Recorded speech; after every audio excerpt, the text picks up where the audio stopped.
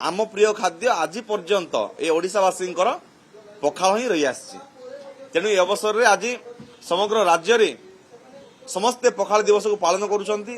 विभिन्न माध्यम रे किए पखाल सहित माछ भजा खाइलानी तो किए पखाल सहित आलू भजा खाइलानी।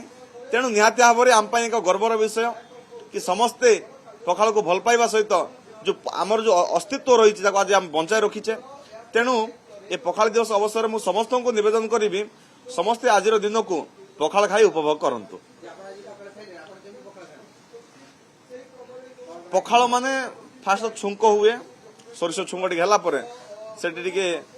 भृषंग पत्र पड़ला अदा लंका दे भजा विभिन्न प्रकार भजा जे जमी खाइला आम सुखुआ भजा टे आमर माछ भजा टे आउ किसी दरकार ना माछ भजा सुखुआ भजा सह पखाल टे आज आमर सुखुआ भजा हम माछ भजा हम आउ टे आलू भजा हम। तेणु समस्त को निवेदन आसतु आज माननीय मुख्यमंत्री डाकी आमको पखाल दिवस अवसर में आयोजन करिसेंती।